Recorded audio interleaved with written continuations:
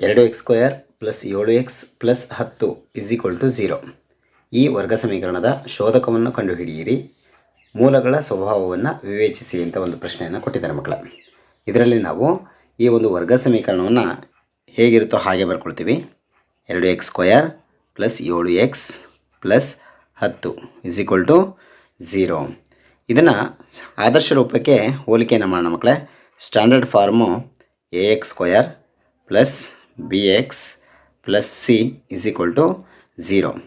x² ಹಿಂಭಾಗದಲ್ಲಿರುವಂಥದ್ದು a, ಹಾಗಾದರೆ x² ಹಿಂದಿರುವಂಥದ್ದು 2 ಇದೆ. ಸೊ a 2, b ಪ್ಲಸ್ 7 ಇದೆ, c ಪ್ಲಸ್ 10 ಇದೆ. ನಂತರ ಶೋಧಕದ ಸೂತ್ರವನ್ನು ಬರ್ಕೊಳ್ಳಿ ಮಕ್ಕಳೇ. Delta b² minus 4ac.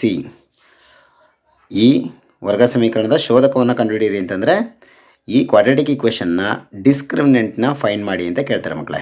ಈ ಕ್ವಾಡ್ರಾಟಿಕ್ ಈಕ್ವೇಷನ್ನ ಡಿಸ್ಕ್ರಿಮಿನೆಂಟ್. ಹಾಗಾದರೆ ಡಿಸ್ಕ್ರಿಮಿನೆಂಟ್ನ ಫಾರ್ಮುಲಾ ಏನು?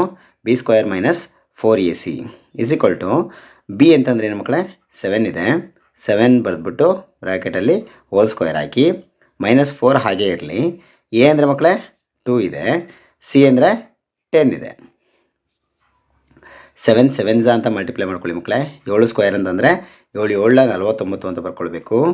ಮೈನಸ್, ಇಲ್ಲಿ ಯಾವುದು ಚಿಹ್ನೆ ಮೈನಸ್ ಇಲ್ಲ, ಹಾಗಾಗಿ ಇದೇ ಚಿಹ್ನೆ ಮೈನಸ್ಸು ಹಾಗೇ ಇರುತ್ತೆ. 4 2 8, 8ನ್ನು ಈ 10 ಗುಣಿಸಿ ಮಕ್ಕಳೇ. 8 10 80 ಆಗುತ್ತೆ. ಸರಿನಾ ಮಕ್ಕಳ? 49ರಲ್ಲಿ 80ನ್ನು ಕಳೆಯೋಕ್ಕಾಗತ್ತಾ ಮಕ್ಕಳೇ? ಆಗಲ್ಲ ಅಂದ ತಕ್ಷಣವೇ ಮೈನಸ್ ಹಾಕೊಂಬಿಡಿ. 80ರಲ್ಲಿ 49ನ್ನು ಕಳೀರಿ ಮಕ್ಕಳೇ. 31 ಆನ್ಸರ್ ಸಿಗುತ್ತೆ. ಸರಿನಾ ಮಕ್ಕಳ? ಡೆಲ್ಟಾ ವ್ಯಾಲ್ಯೂ ಏನು ಬಂತು? ನೆಗೆಟಿವ್ ಬಂತು. ಡೆಲ್ಟಾ ವ್ಯಾಲ್ಯೂ ಮೈನಸ್ ಚಿಹ್ನೆಯಿಂದ ಬಂದರೆ ಯಾವುದೇ ವಾಸ್ತವ ಮೂಲಗಳಿಲ್ಲ ಅಂತ ಬರೀಬೇಕು ಮಕ್ಕಳೇ. ಯಾವುದೇ ವಾಸ್ತವ ಮೂಲಗಳಿಲ್ಲ ಅಂದರೆ ನೋ ರಿಯಲ್ ರೂಟ್ಸ್ ಅಂತ ಬರೀಬೇಕು ಮಕ್ಕಳೇ. ಇಲ್ಲಿ 3 ಕಂಡೀಷನ್ಸ್ಗಳನ್ನ ನೀವು ನೆನ್ಪಿಟ್ಕೊಳ್ಳಿ ಮಕ್ಕಳೇ. ಡೆಲ್ಟಾ = 0 ಬಂದರೆ ಸಮ, ವಾಸ್ತವ ಮತ್ತು ಸಮ ಮಕ್ಕಳೇ. ವಾಸ್ತವ ಮತ್ತು ಸಮ, ರಿಯಲ್ ಆ್ಯಂಡ್ ಈಕ್ವಲ್ ಅಂತ ಬರೀಬೇಕು ಮಕ್ಕಳೇ. Roots are real and equal ಅಂತ. ಡೆಲ್ಟಾ ವ್ಯಾಲ್ಯೂ ಏನಾದರೂ ಮೈನಸ್ ವ್ಯಾಲ್ಯೂಸ್ ಏನಾರು ಬಂತು ಅಂದರೆ ಯಾವುದೇ ವಾಸ್ತವ ಮೂಲಗಳಿಲ್ಲ ಅಂತ ಬರೀಬೇಕು. ಅಂದರೆ ನೋ ರಿಯಲ್ ರೂಟ್ಸ್ ಅಂತ ಬರಿತೀವಿ ಮಕ್ಕಳೇ. ನೋ ರಿಯಲ್ ರೂಟ್ಸ್ ಅಂತ ಬರಿತೀವಿ. ಹಾಗೆಯೇ ಡೆಲ್ಟಾ ವ್ಯಾಲ್ಯೂ ಏನಾದರೂ ಪ್ಲಸ್ ಬಂದರೆ, ಅಂದರೆ ಪ್ಲಸ್ 31 ಅಂತ ಏನಾದ್ರು ಬಂದಿದ್ದರೆ ನಾವೇನು ಬರೀಬೇಕು? ವಾಸ್ತವ ಮತ್ತು ಭಿನ್ನ ಅಂತ ಬರೀಬೇಕು. ವಾಸ್ತವ ಮತ್ತು ಭಿನ್ನ ಅಂದರೆ ರಿಯಲ್ ಆ್ಯಂಡ್ ಡಿಸ್ಟಿಂಕ್ಟ್ ಅಂತ ಬರೀಬೇಕು ಮಕ್ಕಳೇ. Real and distinct. ನೋಡಿ ಮಕ್ಕಳೇ, ಈ ಒಂದು ವರ್ಗ ಸಮೀಕರಣದ ಶೋಧಕವನ್ನು ಕಂಡುಹಿಡಿದು ಮೂಲಗಳ ಸ್ವಭಾವವನ್ನು ಬರೆಯಿರಿ ಅಂತ ಕೊಟ್ಟಿದ್ದಾರೆ. ಓಕೆನಾ ಮಕ್ಕಳ? ಕೊಟ್ಟಿರುವಂತಹ ಈಕ್ವೇಷನನ್ನು ಹಾಗೆ ಬರ್ಕೊಳ್ಳಿ ಮಕ್ಕಳೇ. x² plus 8x plus 16 0. ಈಗ ಆದರ್ಶ ರೂಪವನ್ನು ಬರ್ಕೊಳ್ಳಿ. ax² plus bx plus c 0. Compare ಮಾಡಿ ಮಕ್ಕಳೇ. x² ಏನೂ ಇಲ್ಲ ಅಂದರೆ 1 ಇರುತ್ತೆ ಅಂತ ಹೇಳ್ಕೊಟ್ಟಿದ್ದೀನಿ. a 1, b 8, c 16. ಓಕೆನಾ? ಶೋಧಕವನ್ನು ಕಂಡುಹಿಡಿಯಬೇಕು ಅಂತ ಕೇಳಿದಾಗ ಡೆಲ್ಟಾ b² ಮೈನಸ್ 4ac ಅನ್ನೋದು ಫಾರ್ಮುಲಾ ಮಕ್ಕಳೇ. ನೋಡಿ, b ಅಂದರೆ 8² ಮೈನಸ್ 4 ಹಾಗೇ ಇರಲಿ. a ಅಂದರೆ ಮಕ್ಕಳೇ 1, c ಅಂದರೆ 16. ಓಕೆ, 8² ಅಂದರೆ 64. 8 8 64 ಅಂದರೆ 8 8 64 ಅನ್ನೋದು ನೆನ್ಪಿಟ್ಕೊಂಡಿರಿ. ನೋಡಿ, 16 4 64 ಮಕ್ಕಳೇ. 64ರಲ್ಲಿ 64ನ್ನು ಕಳೆದ್ರೆ ಎಷ್ಟು ಬರುತ್ತೆ ಮಕ್ಕಳೇ? 0 ಬರುತ್ತೆ. ಡೆಲ್ಟಾ = 0 ಬಂದರೆ, ಅಂದರೆ ಡೆಲ್ಟಾ 0 ಬಂತು ಅಂತಂದರೆ ವಾಸ್ತವ ಮತ್ತು ಸಮ ಅಂತ ಬರೀಬೇಕು ಮಕ್ಕಳೇ. ಮೂಲಗಳು ವಾಸ್ತವ ಮತ್ತು ಸಮ ಅಂತ ಬರೀಬೇಕು. ಡೆಲ್ಟಾ 0 ಬಂದರೆ ವಾಸ್ತವ ಮತ್ತು ಸಮ ಅಂತ ಬರೀರಿ. ಪ್ಲಸ್ ಚಿಹ್ನೆ ಇರುವಂತಹ ಸಂಖ್ಯೆ, ದೊಡ್ಡ ಸಂಖ್ಯೆಗಳು ಬಂತು ಅಂತಂದರೆ ವಾಸ್ತವ ಮತ್ತು ಭಿನ್ನ ಅಂತ ಬರೀಬೇಕು.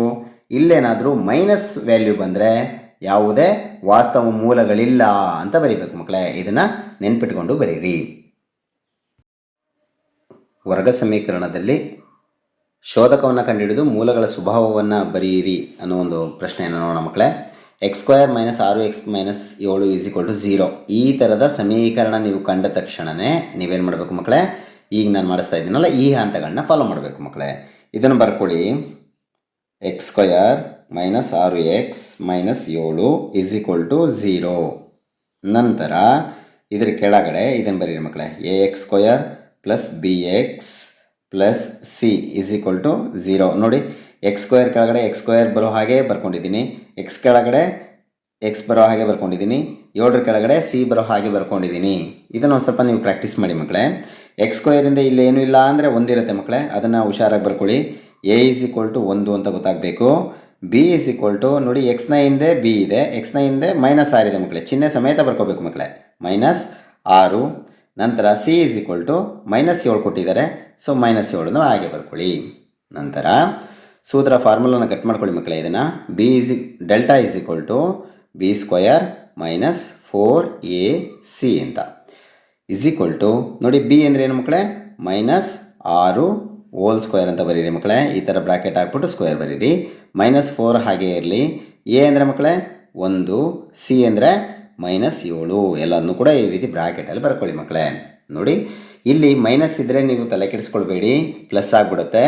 ಹಾಗಾಗಿ ಇಲ್ಲಿಗೆ ಯಾವುದೇ ಚಿಹ್ನೆನ ಬರೀಬೇಡಿ.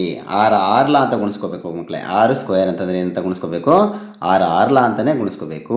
ಯಾವಾಗಲೂ ಕೂಡ ಅಷ್ಟೇ. ಇಲ್ಲಿ 3 ಇದ್ದರೆ 3 ಸ್ಕ್ವೇರ್ ಅಂದರೆ 3 ಅಂತಲೇ ಗುಣಿಸ್ಕೋಬೇಕು. 6 ಸ್ಕ್ವೇರ್ ಅಂದರೆ 6 36 ಆಯಿತು ಮಕ್ಕಳೇ. ಇಲ್ಲಿ ಯಾವುದೇ ಚಿಹ್ನೆ ಬರೀಬೇಡಿ, ಸರಿನಾ? ನಂತರ ನೋಡಿ ಮಕ್ಕಳೇ, ಇಲ್ಲಿ ಮೈನಸ್ಸು ಮತ್ತು ಇಲ್ಲೊಂದು ಯಾವ್ದಾರು ಚಿಹ್ನೆ ಮೈನಸ್ ಕಾಣಿಸ್ತಾ ಇದೆಯಾ? ಸೊ ಇಲ್ಲಿ ಎರಡತ್ರ ಚಿಹ್ನೆ ಮೈನಸ್ ಕಂಡಾಗ ನೀವು ಪ್ಲಸ್ ಬರೀಬೇಕು. ಒಂದೇ ಮೈನಸ್ ಇದ್ದರೆ ಇಲ್ಲಿ ಯಾವುದೂ ಚಿಹ್ನೆ ಇಲ್ಲ ಅಂತಂದರೆ ಈ ಮೈನಸ್ಸು ಹಾಗೇ ಇರುತ್ತೆ, ಮೈನಸ್ ಅಂತಲೇ ಬರೀಬೇಕು. ಇಲ್ಲಿ 2 ಚಿಹ್ನೆ ಕಾಣಿಸ್ತಾ ಇರೋದ್ರಿಂದ ಮೈನಸ್ಸು ಪ್ಲಸ್ ಅಂತ ಬರೆದಿದ್ದೀನಿ. ನೋಡಿ, 7 4 28 ಮಕ್ಕಳೇ. ಈ ರೀತಿ ಆದಾಗ ನೋಡಿ, ಇವೆರಡನ್ನು ನೀವು ಕೂಡಿ ಉತ್ತರ ಬರೀಬೇಕು. 8 6 8 6 ಕೂಡಿದ್ರೆ ಎಷ್ಟು ಬರುತ್ತೆ ಮಕ್ಕಳೇ? 4 8 6 14ಕ್ಕೆ 4 ದಶಕ 1 ಇರುತ್ತೆ. 2 1 3 3 6 64 ಬರುತ್ತೆ ಮಕ್ಕಳೇ. ಉತ್ತರ ಪ್ಲಸ್ಸಲ್ಲಿ ಬರುತ್ತಲ್ವ ಮಕ್ಕಳೇ, ಯಾಕೆಂದರೆ ಕೂಡಿದ್ದೀವಿ ಅಂದಾಗ ಪ್ಲಸ್ ಬಂದಿರುತ್ತೆ. ಈ ರೀತಿ ಪ್ಲಸ್ ಬಂದರೆ ಡೆಲ್ಟಾ ವ್ಯಾಲ್ಯೂ ಪ್ಲಸ್ ಬಂದಾಗ ವಾಸ್ತವ ಮತ್ತು ಭಿನ್ನ ಅಂತ ಬರ್ಕೋಬೇಕು ಮಕ್ಕಳೇ. ಪ್ಲಸ್ ಬಂದರೆ ಏನು ಬರೀಬೇಕು ಮಕ್ಕಳೇ? ವಾಸ್ತವ ಮತ್ತು ಭಿನ್ನ ಅಂತ ಬರೀಬೇಕು. ಇಲ್ಲಿ ಉತ್ತರವನ್ನು ಬರೆಯುವಂಥದ್ದು ನಿಮಗೆ ಇಂಪಾರ್ಟೆಂಟ್ ಆಗಿರುತ್ತೆ ಮಕ್ಕಳೇ.